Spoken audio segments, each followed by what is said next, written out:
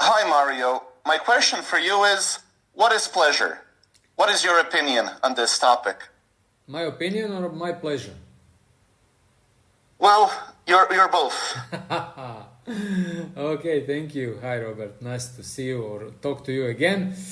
Well, that's really a broad topic, and I think we can discuss it from many points of view. I took my stand based on some teachings which I study actually quite a long time ago.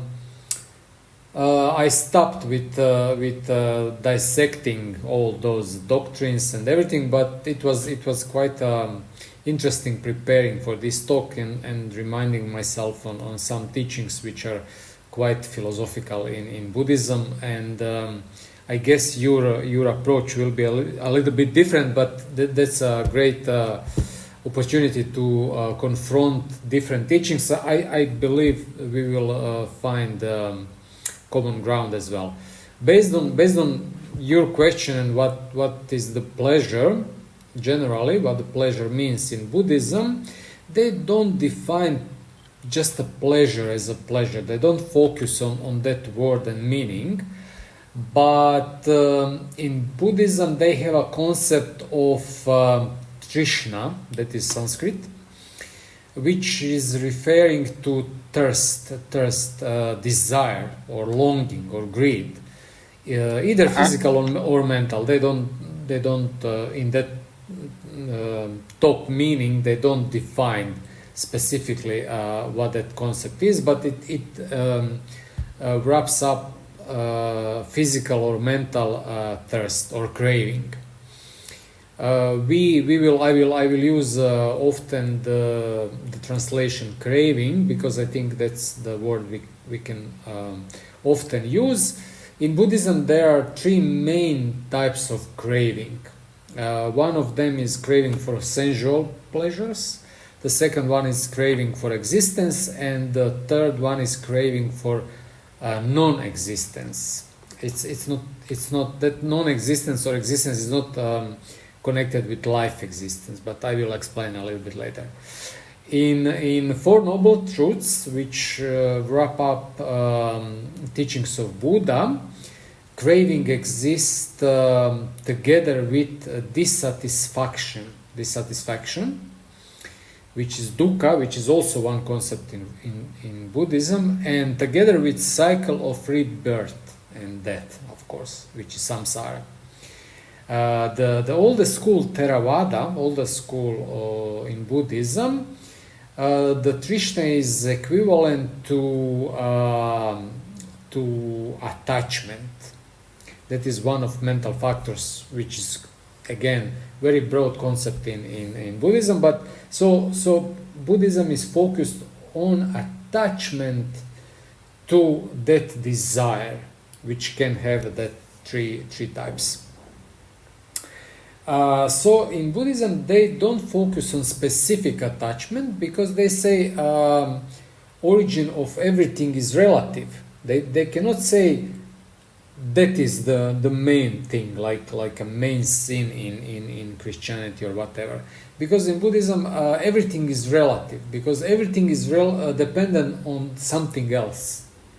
So when I read about that, I was like in awe how my thoughts before reading that concepts were also focused on that, how everything in life is caused by something else. So everything is dependent. So understanding life actually is not so easy as we think on the first sight.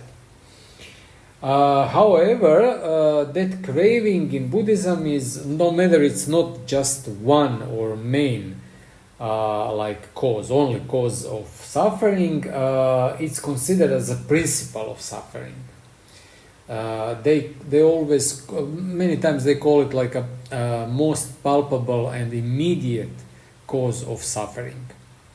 There is one quotation I would like to cite here. They said, greater the craving, more is the frustration, because the world is always changing and initially unsatisfactory. Also, craving brings about pain through conflict and quarrels between individuals, which are all in state of that craving. So that is the concept that any craving for some pleasure, so craving is the focus, but it's about pleasure or dissatisfaction with absence of pleasure, is cause of many sufferings, one of the causes of many suffering. They said, I mentioned before, they distinct between three types of pleasures. One is, the first one is sensual pleasures craving. It doesn't include only objects which provide pleasant feeling, like wealth, power, food, whatever, but that kind of craving also includes desire for ideas or ideals or views, opinions, and attachment to them. So all concepts of mind, beliefs, theories, opinions, they are also included in this kind of craving for sensual pleasures. The second type is craving for being. They explain this craving to be something, as the people want to be something, which means to unite with an experience. So not just experience something, but to become that experience. In Buddhism, this is ego related. This is I studied this very much when I was trying to kill my ego, because they say it's about seeking of certain identity or desire for certain type of rebirth eternally. That is, as I said, ego driven, and some theories explain this is driven by the wrong view of eternalism, like eternal life. That is important concept in Christianity, and about permanence. Something should be eternal and permanent. In contrary, in Buddhism, they have the main doctrine is that everything in life is impermanent, and there is no thing which lasts eternally. Everything is in change, everything is impermanent. And the third way of craving or type of craving is craving for non-existence. It means craving not to experience unpleasant things in the current or future life, doesn't matter. So avoiding, let's say, unpleasant people or unpleasant situation. That includes also attempts to suicide or self-annihilation, which is interesting. And this is only, this will, in Buddhist doctrine, this will only result in further rebirth and even rebirth in worse realm of existence than this one we live now. So that kind of craving, they explain, is driven by wrong view of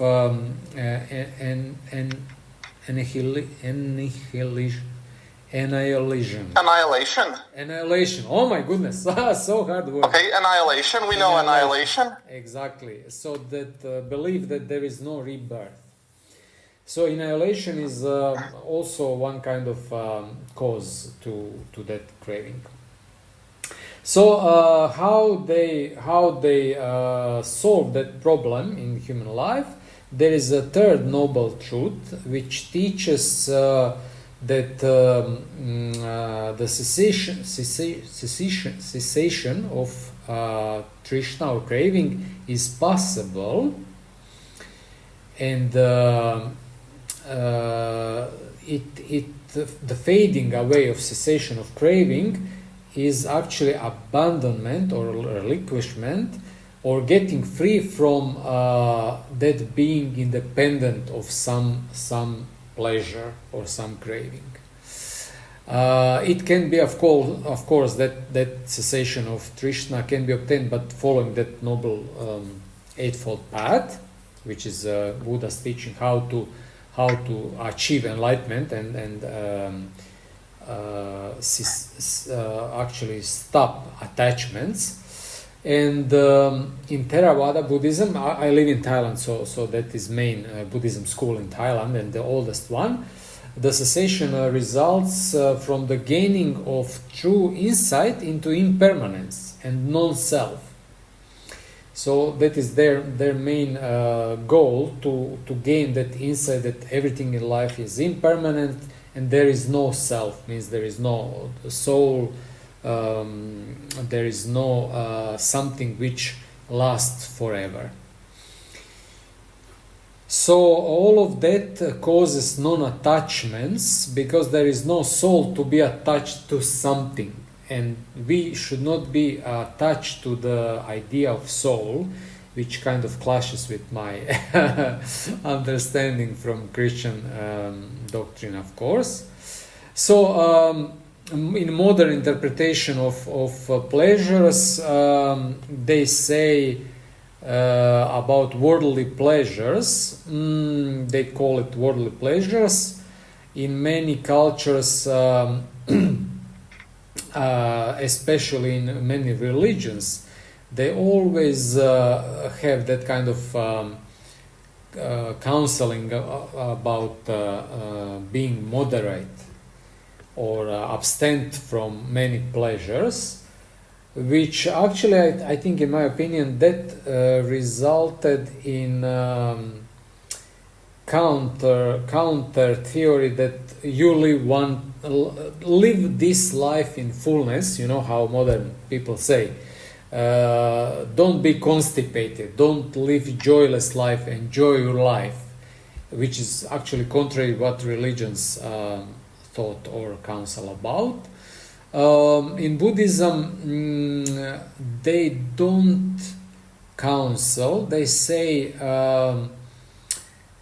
they do it quite pragmatically. They say, they highlight certain behaviors, including pleasures, and they ask people to pay close attention to their consequences. So if you behave like that, it's okay, it's your choice, you are adult, but pay attention to their consequences, because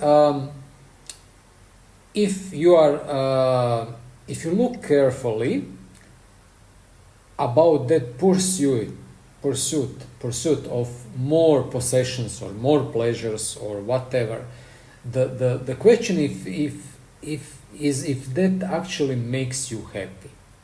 But in Buddhism, you are invited to see that for yourself. Nobody is advising you or saying, yes, this is better, this is worse. See by yourself if this doctrine that more possessions or more pleasures or worldly pleasures makes you happy. It's connected back to that impermanence, because you can chase all your life all the pleasures, but you will never find it, because it's because of that impermanence of life and the impermanence nature of life. So that sensual pleasures often refer to five senses, of eyes, earth, nose, tongue, and body, but also include the pleasures of mind and heart, especially in Pali Canon, which is the oldest scripture. And they just say, all achievements, if you are psychologically attached to, let's say, some achievement or company of your loved ones, or curling up with a good book or whatever, this is also craving. This can be also the root of attachment. So what is drawback of that pleasures or worldly pleasures? There are five main drawbacks. One thing is nothing lasts forever. I mentioned it a few times. So we naturally want pleasures to last forever. Even we know that that's impossible. And therefore, when that pleasure finishes, or we consume some food or whatever, actually our craving is transferred to another craving to achieve even more a pleasure, because this pleasure is consumed. So the second drawback is ephemeral nature of the pleasure or satisfaction they provide, which means that we are never satisfied. Each pleasure seeks more pleasure afterwards. And third one is because they are conditional. So we need something to have a pleasure. We may become obsessed with preserving that conditions which makes our feeling pleasure, which is also in contrary to the nature of life, which is impermanence. The fourth drawback is the misery, because we experience misery after we are separated for that experience of pleasure. So every absence of pleasure after it's achieved one time, it's actually often followed by misery. And the last drawback is we are dependent. When we are dependent on worldly pleasures, actually we are unlikely to pursue more spiritual practice, which then leads to the attachment and enlightenment. So this is my take, or actually Buddhist take on pleasure. I think I was not too long, but I think maybe I was.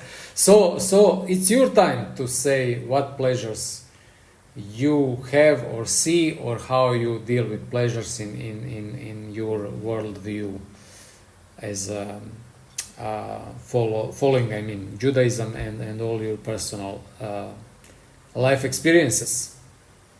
What's your take? The book Seven Gates of Righteous Knowledge by my dear teachers Rabbi Weiner and Dr. Schulman describes the various types of pleasures that a person can receive in the present physical world. One can receive physical pleasure on a base level from eating tasty food, and on a more refined level from hearing good music. When it comes to tasty food, my favorite is burek. And burek is our Western listeners probably don't know what a burek is, but burek is very common in Eastern Europe, and burek is a leafy meat pie, but it doesn't have to be meat. There are cheese and apple varieties. When it comes to good music, one of my favorite bands is Dark Sanctuary. I found them many, many years ago, and I have listened to them since then. And I love the name Dark Sanctuary. I love the ambiguity of the name, because sanctuary means a sacred or holy place, but it also means any place of refuge. Another favorite of mine is called Nox Arcana, and Nox Arcana are special because their music has strong literary influences. For example, their album Shadow of the Raven is, quote, a haunting tribute to Edgar Allan Poe that weaves a lush musical tapestry of Victorian elegance and Gothic nightmares. Their album Transylvania is inspired by Bram Stoker's classic Dracula. And Necronomicon is based upon H.P. Lovecraft. Now, one can receive intellectual pleasure from understanding a deep insight. My main source of intellectual pleasure in life is Torah study. Since a Gentile is commanded by God regarding the Noahide Code, and this includes the study of these precepts within Torah, the reward for this study is great. It is a spiritual reward that is like the reward as for observing the Noahide commandments. I also receive intellectual pleasure from linguistics. So when it comes to English, I have three principles of good writing: simplicity, normality, and expressiveness. In other words, I prefer simple tenses, normal word order, and Old English words. Likewise, I love how languages use suffixes and prefixes in word formation.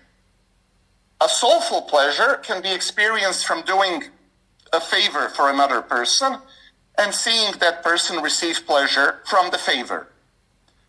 As regards doing a favor, Gentiles are obligated to give charity, and whether as an individual or a community, they are obligated to be concerned about help for the poor and needy, to help them appropriately in any way possible.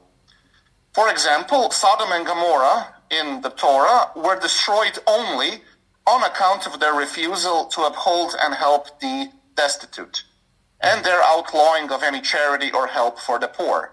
For this, God judged them to deserve annihilation. In Judaism, there are 8 levels of charity, each greater than the next.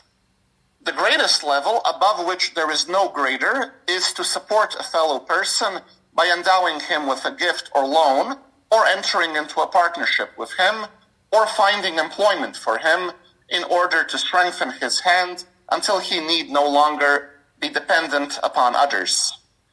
In this way, the poor person need not feel the embarrassment of having to accept alms. Therefore, such charity, where the poor is accepting the money in a respectable way, is more praiseworthy than where the poor person is embarrassed to receive alms.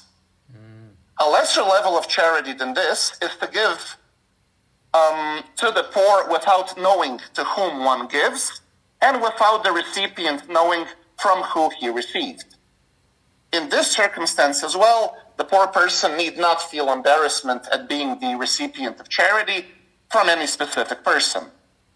Giving to a charity fund is similar to this mode of charity and is a great deed, as the giver and receiver do not know who each other are. A lesser level of charity than this is when one knows to whom one gives, but the recipient does not know his benefactor. A lesser level of charity than this is when one does not know to whom one gives, but the poor person does know his benefactor. A lesser level than this is when one gives to the poor person directly, into his hand, but gives before being asked. A lesser level than this is when one gives to the poor person after being asked. A lesser level than this is when one gives inadequately, but gives gladly and with a smile, to encourage and pacify the recipient. And finally, a lesser level than this is when one gives unwillingly and unhappily, causing the poor person embarrassment. Now, many other things in this world can give a person various levels of pleasure.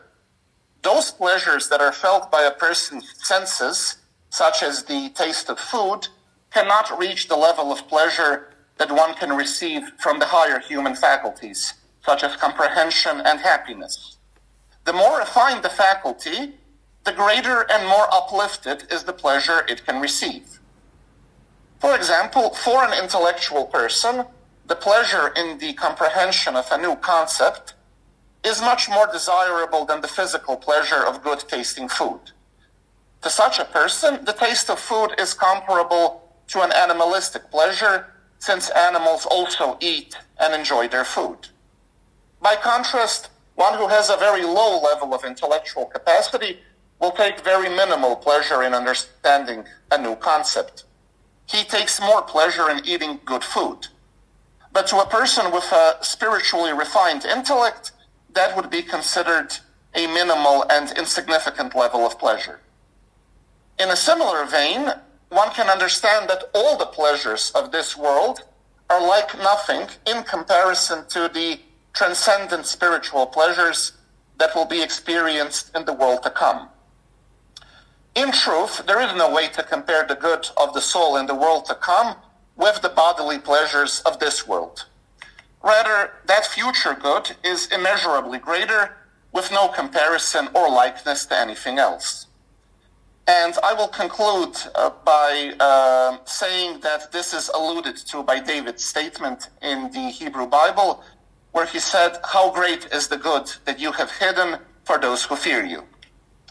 And that is the end of my presentation. Yeah, that's. I mean, Judaism has defined so many levels, and it's quite precise religion. Actually, many religions are probably the same, but what I find interesting in relate to your pleasures is that I find my sense of pleasures changed over time. It's been developing to feel the peace without need to feel anything at the moment. If I don't think, if I don't work, that's maybe close to meditation, but it's not like it starts like meditation. But when I calm my mind and if I don't need to interact with anyone, and if I empty my mind, the deep peace which you can feel is maybe I cannot compare that with any pleasure which comes to mind, in our standard understanding of pleasure. So actually lacking of sensual pleasures makes me feel even more pleasurable, makes me exist in even more pleasurable state than having sensual pleasures. I've never thought I would say this, but now when you were explaining, and I just had a flash of thoughts how my scale of pleasures changed. Even I like reading. I read many books in my life, but sometimes I enjoy reading as well, and learning and everything. But now when I read, I feel pleasure.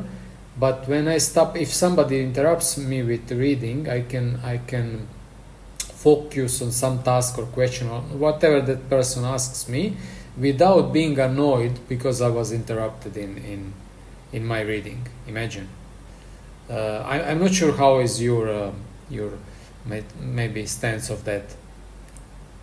If you do something. Well, I have to add that when it comes to intellectual pleasures, our discussions are one of my greatest sources of pleasure as well, because I really enjoy our discussions, and Likewise. they give me tremendous intellectual pleasure. Likewise, I can only repeat your words. I couldn't say it better. Thank you. Yeah, but So would you feel like it's missing if we, let's say, skip or whatever do? Would you miss that, or you would just go with the flow? well, I have a lot of, because I moderate Rabbi Singer's channel, I have many theological and philosophical discussions, and I have other ways to discuss issues which interest me with other people. But to be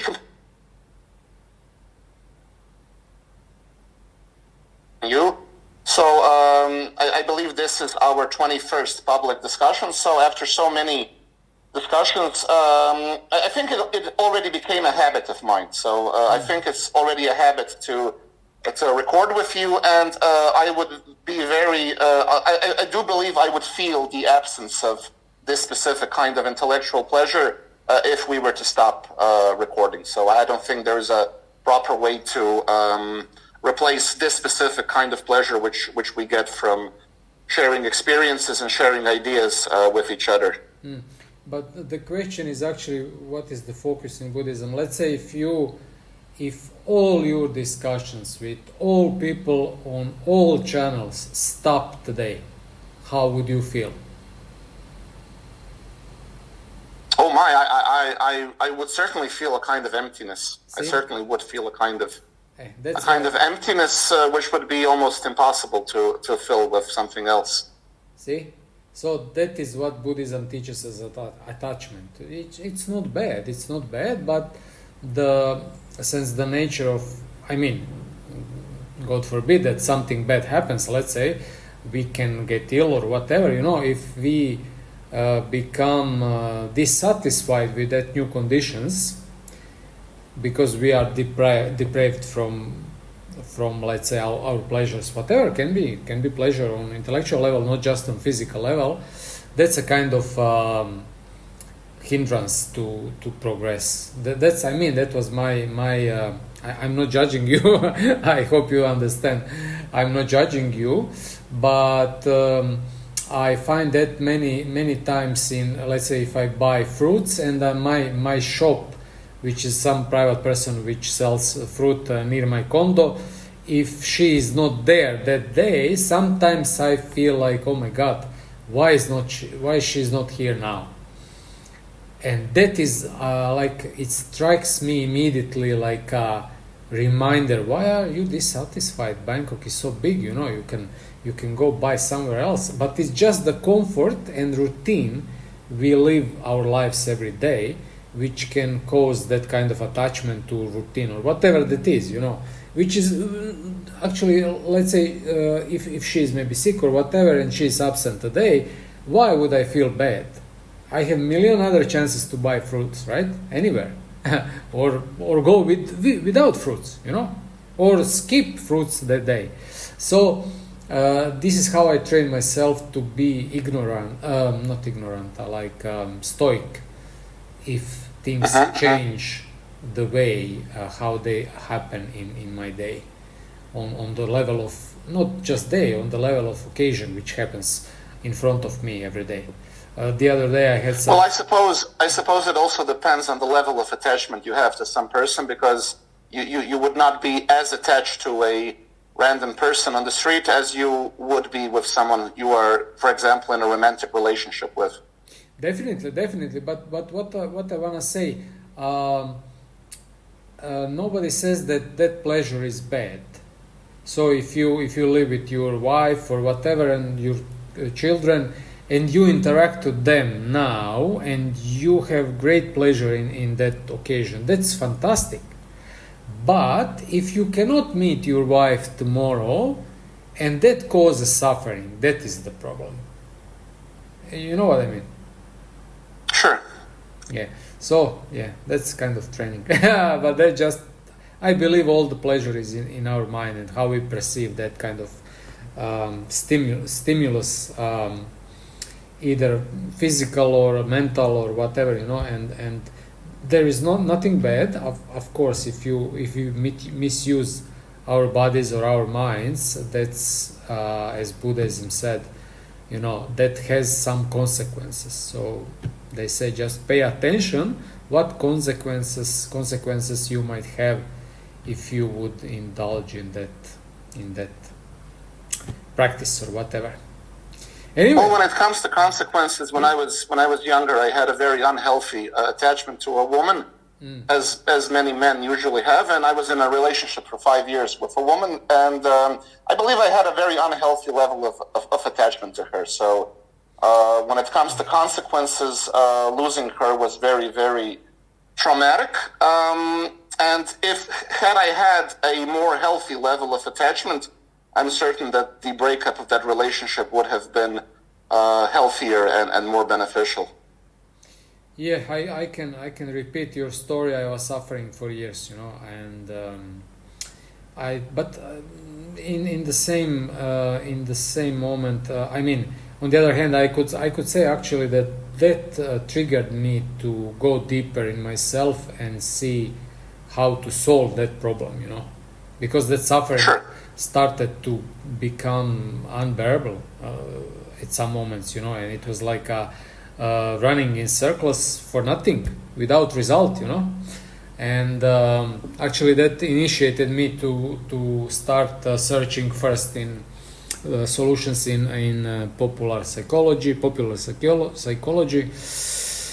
and that didn't produce hasn't produced long-term effects. It was like a short-term lived, and then actually I was kind of guided. That's special subject. I was guided to some author from Far East, and actually then I started to analyze my mind, what caused that suffering, and whatever happened with my ex. And so actually, I'm greatly thankful for that occasions happened in my life, because without that suffering I wouldn't be in this place and in this time as I'm now. Okay, Mario, thank you for the pleasant discussion. Thank you too, Robert. It was very insightful. And we are Godless Judaism. We discuss atheism, religion, and everything else.